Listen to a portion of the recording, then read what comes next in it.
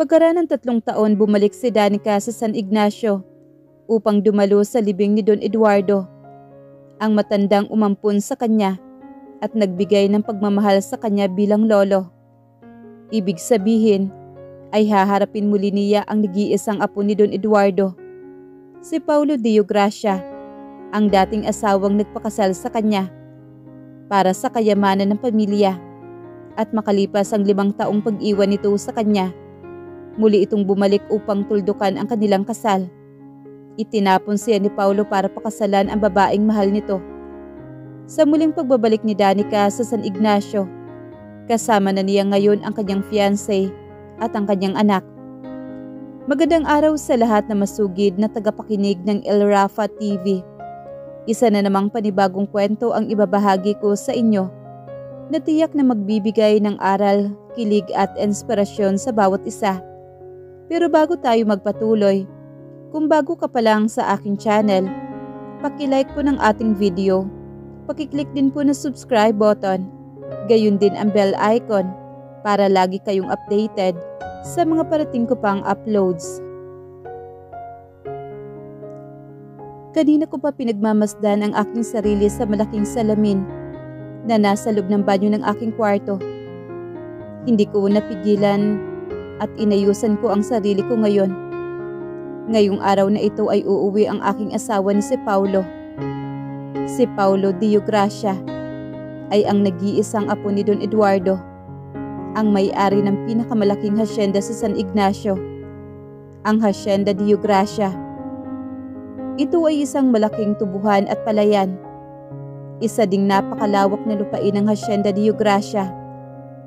Bata pa lang ako, ay lihim ko nang itinatangis si Paulo. Pero hindi man lamang niya ako tinatapunan ng kahit isang sulyap. Malimit lang naman siyang nagpupunta dito sa San Ignacio. Nasa Manila kasi siya naninirahan, kasama ang kanyang ina at ang pamilya ng mami nito. Ayon sa kwento ni Don Eduardo sa akin, 10 years old pa lang daw si Paulo nang namatay ang daddy nito, na siyang nag-iisang anak naman ng Don. At dahil walang hilig sa hacienda, kaya pumunta din na Maynila ang mami nito, kasama ang anak.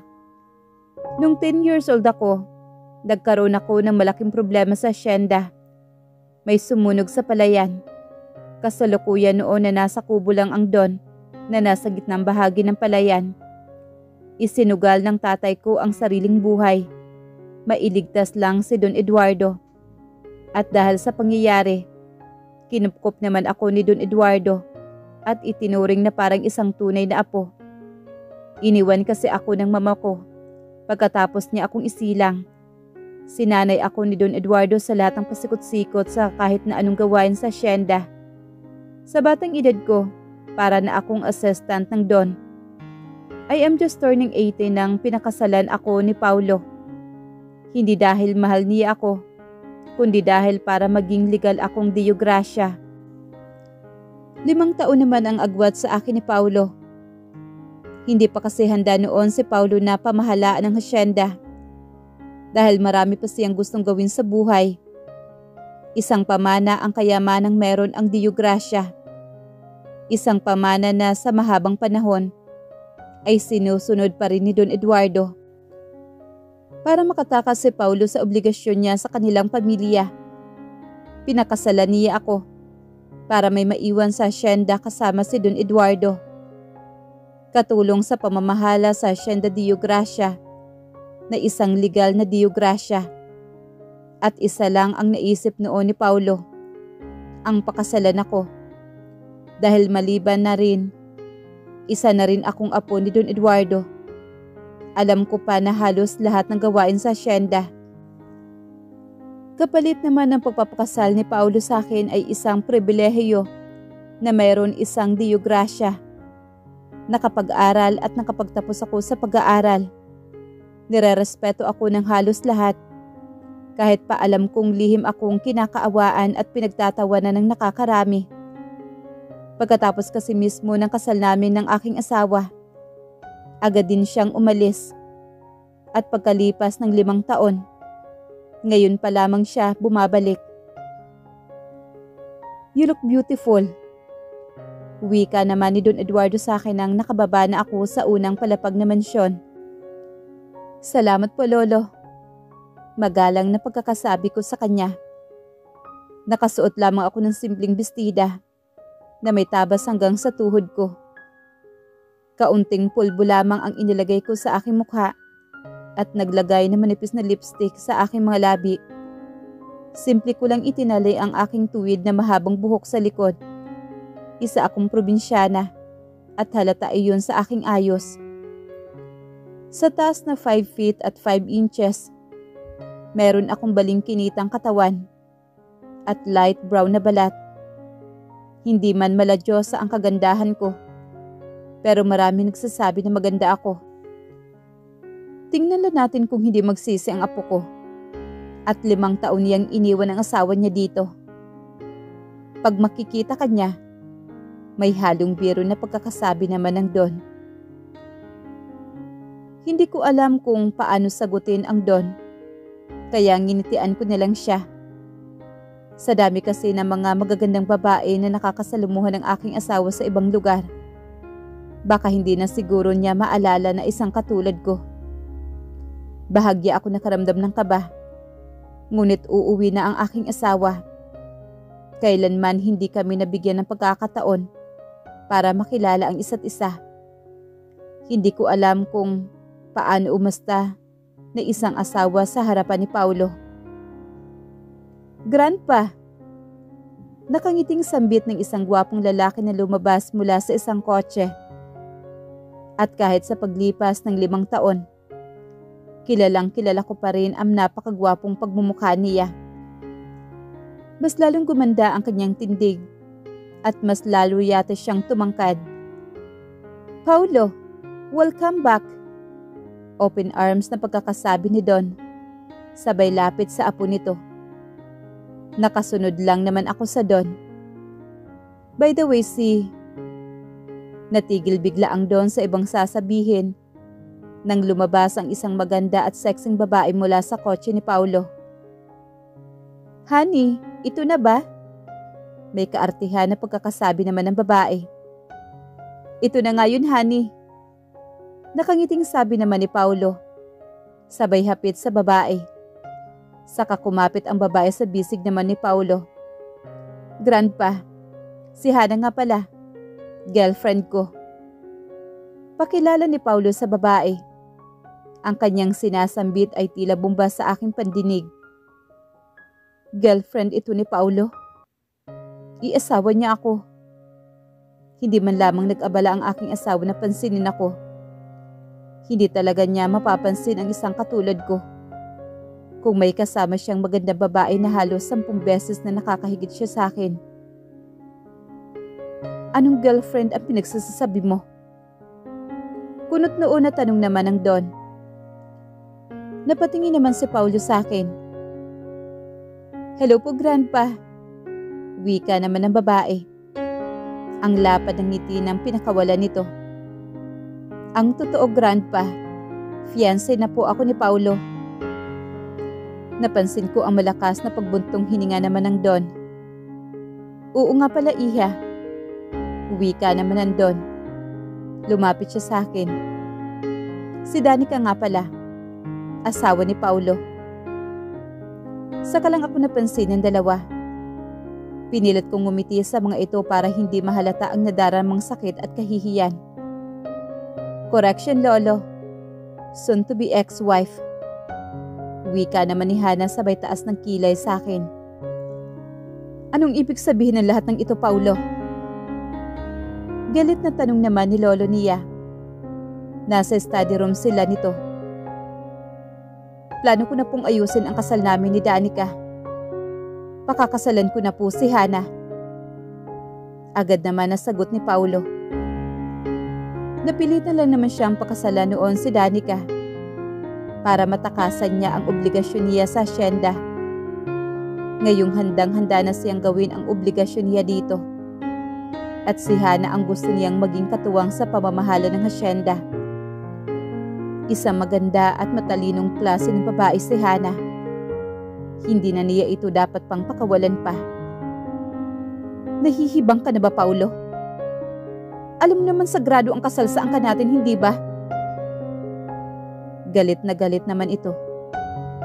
Sorry po, Lolo.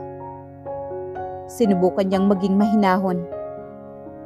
Walang saysay kung magsasama pa kami ni Danica habang buhay. I don't love her. And I don't even know if I'm going to like her. Pareho lang kami masasaktan, Lolo. Napaupo naman ang lolo niya sa swivel chair nito. Sunod-sunod ang ginawa nitong paglanghap ng hangin. So ibig mong sabihin, ginamit mo lang si Danica para sa sarili mong kapakanan? Plano mo talaga siyang hiwalayan noon pa? Punto nito sa totoo. Yes, I used her. Pero hindi naman siya naging lugi, hindi ba? Nakapagtapos siya ng pag-aaral. Dahil yun, sa naging asawa ko siya. Mariin naman ang pagkakasabi ni Paulo. Dapat nga magpasalamat sa kanya si Danica. Dahil sa ginawa niya, naging prinsesa ito ng 5 taon. Wala kang alam sa lahat ng ito, Paulo. Wika naman ng lolo niya sa mahabang tono. Kahit hindi mo pinakasalan si Danica, makakapagtapos pa rin siya. Bumuntong hininga naman ang lolo niya. Sandali itong tumitig sa kanya. Nakipagtitigan naman dito si Paulo. My decision is final, Lolo. Sa totoo lang, dala ko na nga ang annulment papers namin ni Danica. Perma na lang niya ang kulang. Ayaw kong makasama habang buhay ang babaeng hindi ko mahal. Mahal ko si Hana. Sana maintindihan mo yan, Lolo. Binuo niya ang boses sa sinabi niya. Sunod-sunod naman ang pagtulo ng mga luha ni Danica habang nakasandal sa pintuan ng study room. Rinig na rinig ko ang usapan ng maglolo. Nung pinakasalan ako ni Paulo, akala ko natupad na ang pangarap kong makasama siya. Pero may iba pala siyang plano. Masakit pero kailangan kong tanggapin. Agad akong umalis at dire-diretso akong bumaba sa hagdanan. Tinahak ko ang daan patungo sa kwadra. At mula doon kinuha ko ang kabayong si Wessel. At sumakay ako dito. Kasabay ng pagtakbo ng kabayo ay ang sunod-sunod na pagtulo ng mga luha ko. Hello po, Tay. Ani ko sa huling himlayan ng aking ama na nasa lupain pa rin ng mga diyograsya. Nandito na naman ako. Naalala mo yung ikinuwento ko sa'yo na gustong-gusto ko si Paulo. Mula nang dinala ako dito ni Don Eduardo sa bahay nila. At nakita ko doon ang mga larawan ni Paulo. Nagugustuhan ko na siya. Minahal ko siya ng lihim. Kahit hindi niya ako pinapansin. Kung pupunta siya dito sa hacienda. Ni hindi niya alam na nabubuhay pala ako. Mangiyak-ngiyak na sabi ko sa punto ng aking ama. Pinakasalan niya ako. Akala ko katuparan na yun ang aking pangarap, Tay. Hindi naman po ako galit sa kanya. Nagtampo lang po ako. Sana na lang, hindi na nilang niya ako pinakasalan para hindi na po ako umasa. Alam niyo ba na kasama na niya ngayon ang babaeng mahal niya at planong pakasalan? Pinunasan ko ang aking mga luha. Pasensya ka na, Tay. Kung hindi ko natupad ang pangako ko sa iyo, na hindi ako tatanga-tanga pagdating sa pag-ibig. Mukhang nasa lahi nating tong dalawa. Sana nandito ka, Tay. Miss na kita. Napatulo na naman ang mga luha ko. Ang hirap-hirap. Lalo na't sa mga panahong ganito na kailangan kita, Tay. Napasinghot pa ako. Mahal na mahal kita, Tatay. Wow, ang ganda pala dito, Paulo. Maganda ang tanawin at presko ang simoy ng hangin. Masayang bulalas ng babae na kasama ni Paulo na si Hana ang pangalan. Nakatayo ang dalawa habang nakatingin sa malawak na lupain ng mga Diogracia. Mula sa likuran, nakayakap sa baywang ni Hana ang aking asawa at larawan sila ng isang perpektong couple. Ang layo ko sa itsura ni Hana, kaya hindi nakapagtataka na minahal siya ni Paulo. At ngayon nga na bumalik na ang asawa ko para hiwalayan ako at na mapakasalan na niya si Hana. Minsan na itanong ko kung naalala kaya ako ni Paulo bilang asawa niya o kung naisip ba niya ako minsan. Siguro hindi na. Dahil nagkaroon siya ng kasintahan kahit may asawa na siya. Pinagtaksila niya ang kasal naming dalawa. Pero may karapatan ba akong magdamdam? Gayong alam ko naman na hindi niya ako mahal. Inilapag ko ang dala kong isang pitsil ng orange juice. Ang ilang sandwich para sa snack namin sana, ni Paulo at ni Hana. Pinilit kong wag masyadong mapasulyap sa kanilang dalawa. Baka mas lalo pang magdurugo ang puso ko. Pero gamit ang aking side vision, hindi ko rin mapigilan ang mapasulyap sa kanila. Umikot paharap si Hana kay Paulo at ipinulupot niya ang kanyang braso sa leeg ng aking asawa. At nanatili pa ring nakayakap sa kanyang baywang ang aking asawa. Thank you ha sa pagdadala mo sa akin dito. I love you. Malambing na sabi ni Hana at matamis siyang nakangiti kay Paulo. I love you too. Sambit naman ni Paulo. Parang hiniwa naman ang dibdib sa aking narinig. At mula doon kinuha ng sapilitan ang puso ko. Hindi pa man ako nakamove on mula sa sakit na aking nadarama. Dumagdag pa itong nakikita ko. At nakita ko nga sila naghahalikan. Labi sa labi. Agad kong ibinaling sa ibang direksyon ang aking paningin. Dahil hindi ko kaya ang eksenang aking nasaksihan. Ayaw kong umiyak. Pero agad kong naramdaman ang tila namamasa ang aking mga mata. Agad ko itong pinunasan. Bago pa nila makita ang aking mga luha. Paulo, nakakatawa ka talaga. Narinig kong sabi naman ni Hana. Napatingin naman ako sa kanya. Sa akin pala siya nakatingin. Nasikmura mo talaga na pakasalan siya. Insulto akong hinagod ang tingin ni Hana. Nanliit ako sa sarili ko. Dahil sa ginawa niya. Hindi ko alam kung bakit hinintay ko pa ang naging sagot ni Paulo. Sagot na mas lalong nagpababa sa aking sarili. I don't have any choice. Kailangan ko lang. Sagot naman ni Paulo kay Hana na hindi man lamang iniisip ang nararamdaman ko. Don't worry. I didn't touch her. O kaya kahit man lang halikan. Napatawa naman si Hana. I know you, Paulo. Hindi ka nga pumapatol sa mga mayayamang hindi probinsyana ng mga babaeng lumalandi sa'yo. Doon sa Maynila, hindi ba? Sa kanya pa kaya? Akala ko pa naman noon, mai-insecure ako sa asawa mo. Hindi naman pala karapat-dapat. Tila ako tinataga harap-harapan sa pang-iinsulto ni Hana at Paulo. Hindi ko matagalan ang mga matatalas nilang dila. Kaya ako nagmamadaling humakbang para layasan sila. Hoy, saan ka pupunta? Narinig kong wika pa ni Hana. Na sa tingin ko, ako ang kinakausap niya. Kasi maliban sa kanila ni Paulo, ako lang naman ang tao dito. Kanina pa siya laging nakautos sa akin. Purma lang aking mukha na humarap sa kanya. Bakit? Kaswal kong tanong. Hindi na sila magkayakap ni Paulo. Pareho na silang may hawak na baso.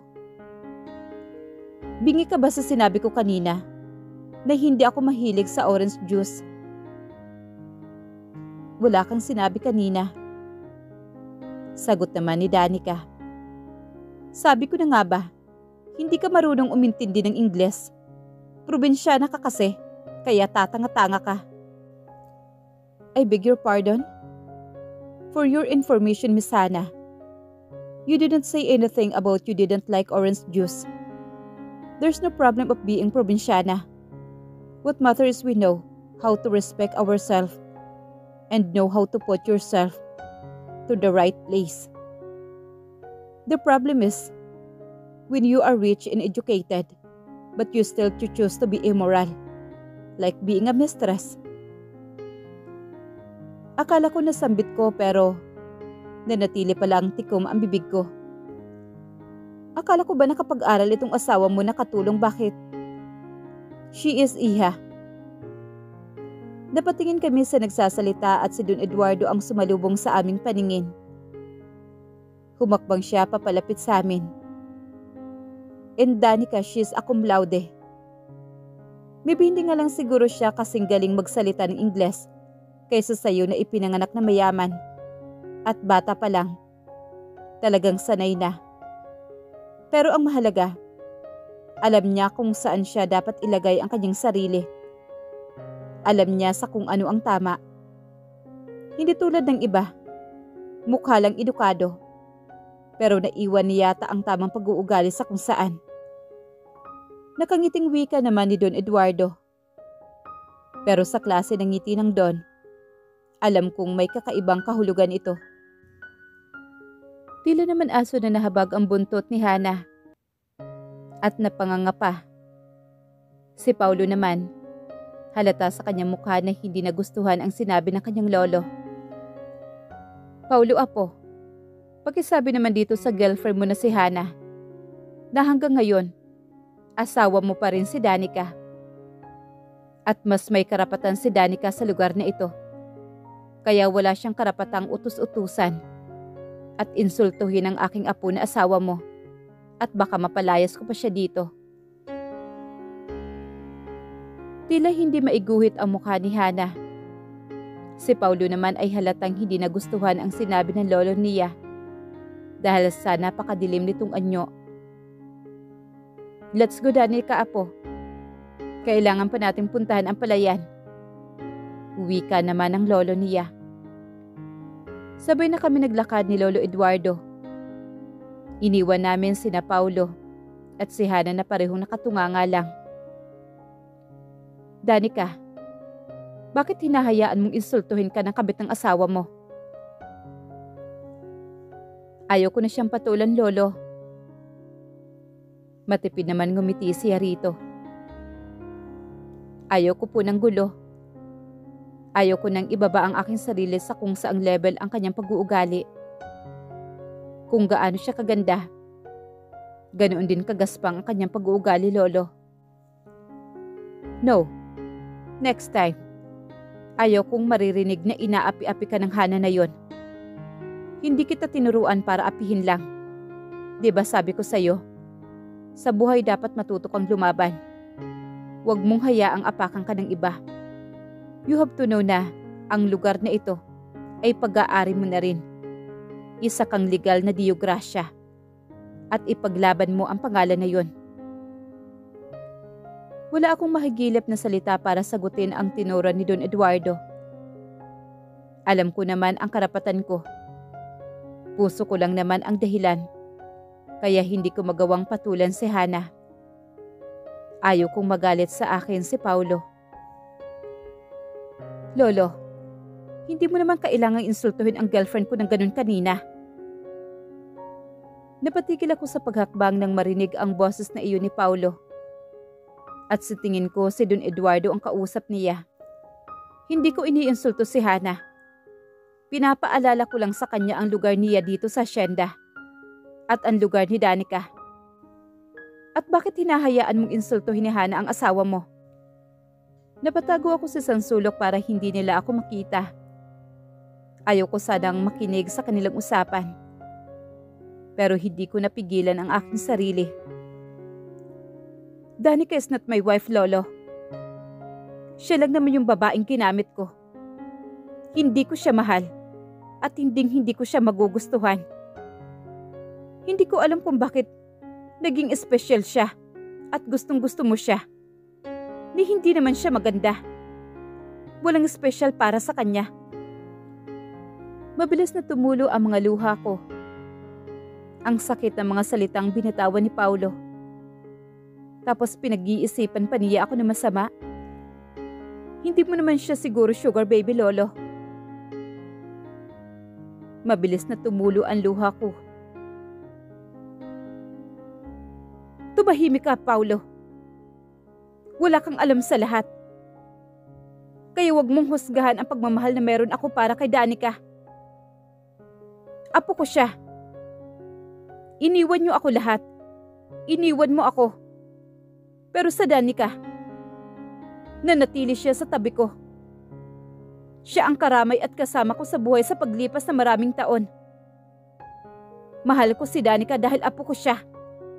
At hindi siya sa kung ano ang iniisip mo.